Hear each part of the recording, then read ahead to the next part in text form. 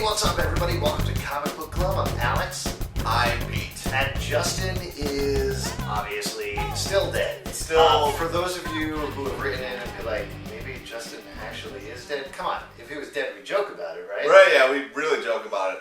And then I would be wearing like a black armband or like a t-shirt that said, "Yay, I killed Justin." Those are two opposing things. Yes, they are. Yes. Anyway, Justin will be back from the dead probably next week or something like that. So you're going to have to bear with our... And he said he would send in reviews. Yeah, we'll see that actually.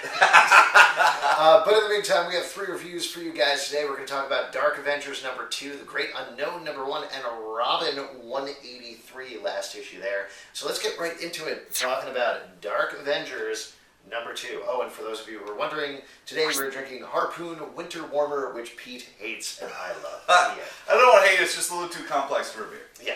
Speaking of complex... or not. Dark Avengers number 2, what'd you think about this? Bendis made a comic for me. I'm very excited about it.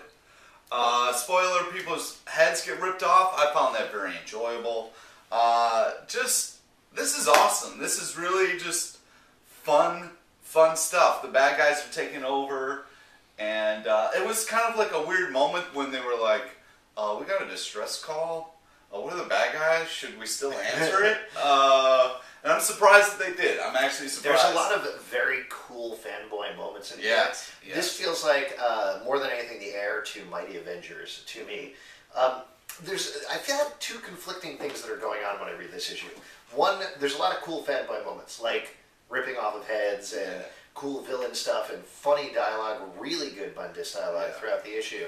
But then you have, it feels like, exactly what was going on in Thunderbolts mixed with exactly what happened in Mighty Avengers, down to having a invading Latveria arc with Doctor Doom. Yeah. So it feels a little repetitive to me, but at the same time I'm enjoying it, so I feel good. Yeah, I definitely am enjoying it, and it's very interesting to see once the bad guys, we've taken over, I can't believe we've done it, we're now the good guys, what do we do? Oh, we should introduce ourselves, because who is this guy? Yeah. I don't know how this is going to pan out in the long run. I mean, if we've seen on New Avengers and on Mighty Avengers, the long run has been pretty much a short run at this point. So I'd expect that perhaps with this title as well. But they even go as far to have a scene where Norman Osborn is like, okay, don't any of you ever talk to each other or anybody else ever again. So what kind of interaction is there going to be in this book at all? Yeah. I'm intrigued enough to pick up the next issue, and certainly with this and the first issue, it's a ton of fun. So. Yeah, Dark Reign has been really a lot of fun. And I like how his punishment was, you'll go back to the Thunderbolts. Like, is that a punishment? I'm not sure. Yeah, I don't know yet if that's a punishment or anything. But pick this up, right? Yeah, definitely pick it up. Cool. Let's move on to a title from Image, The Great Unknown, number 1. This is from your best friends, Man of Action Studios. Oh, well, yeah. To be fair, you love pretty much all of the titles they put off, and this is a co-production between Man of Action Studios and Image. Well, the idea here, there's not a lot you can ruin, but it's basically a layabout guy who gets drunk a lot, and maybe something else is going on. I sold it to you, right? No, come on. I mean, it's a great story because they put out different stuff, interesting stuff. It's not always superheroes. It's not always action-packed. Excuse me, beer. But what I do like about it is you find a character who gets drunk a lot and says the wrong things and does the wrong things, but is a genius. Pete, by the way. He is a genius. So I'm intrigued. I'm like, okay, what's this guy's deal? What's his backstory? And then it's funny. It's fun. And then his parents think he's an alcoholic and try to have an intervention with a reality show, which I thought was really hilarious. I was a little worried at the beginning of this book because it starts off with a character describing how awesome giving the finger to somebody is, and it feels very rip-offy, a little bit of Mark Miller or Grant Morrison or something like that, like, hey, fuck authority, that sort of thing. Yeah. But it very quickly develops its own tone and own style. The art is extremely cartoony and exaggerated, almost to the point of being comic strips layered together, which I kind of liked, actually. Yeah, I thought it really worked. It took a while for me to... I thought it was a very interesting start to it, and there is something very liberating about being like, fuck you, it's great. It's, but it's funny because he's a genius. It's more liberating if you go, Yeah, there's a lot of different fun ways to do it. I always like I didn't wanna go the through gun one where you shoot the different. Yeah. Anyways, There's but, also the one that, well, I really like where this is going. I thought it's a solid first issue where it kind of starts off abstract and then you get into the story. I thought. yeah, and it's a limited series. It's a 5-issue series. Yeah. So for something original story where we're trying to choose our dollars, Yeah. given how expensive comics are, certainly you're not going to put too much money into it. The other thing about this that I would say, Man of Action seems to be on a roll now with Bad Dog, which we also loved. Yeah. And there's, again, in this, a comment we said about Bad Dog is there's a lot of comic for your buck. Mm-hmm. There's a lot going on here. Yeah, there's you get a lot of pages, a lot of story, which is great.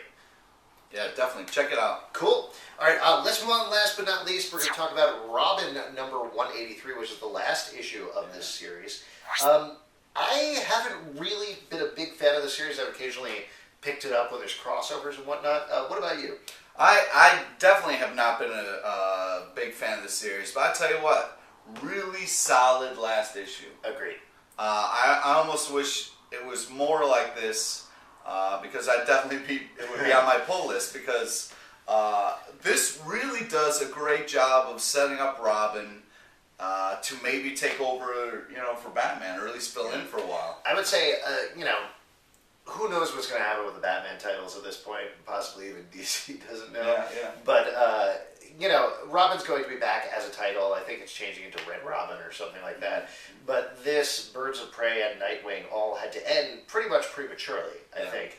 And this easily does the best job of making a statement about Robin as a character while very quickly tying up as many plot points as possible. Yeah, and what's great also is you really get inside Robin's head in this issue, and you really get to see how he feels about things, not only Batman, but Nightwing and Alfred, and really does a good job of kind of setting up his world and his mindset for the up-and-coming big There's stuff. certainly also a lot of foreshadowing in here for Battle for the Cowl. And I also liked the way he handled the bad guy, or the bad girl in it. I thought it was very smart and cool. Yeah, it's a nice fight. A very quick fight, but it's really cool. Yeah. So there was a lot of nice moments in here. If you're a Robin fan, this is certainly going to be, I think, a good payoff for you for the series. If you're not a Robin fan, I don't know. You want to read a good Robin story, pick up this issue. Yeah, and it's a great place to, unfortunately, last issue, but you don't have to know a lot of backstory to just jump in and pick this comic up. Absolutely. Cool. So if you have a question, you can write us at thecomicbookclub@yahoo.com. Comment below, upload your video responses, and... if you're ever in New York City on a Tuesday, around 8 o'clock or so, People's Improv Theater, we have a live show. It's a lot of fun. Yes. Oh, and before we forget, a lot of you have been asking, where's our Final Crisis 7 review? Yeah. Where's our Scott Pilgrim review? Other things. Once Justin is back from the dead, we are going to do a little bit of a catch-up show. So stay tuned for that. Yeah. It's going to be paired with our Buster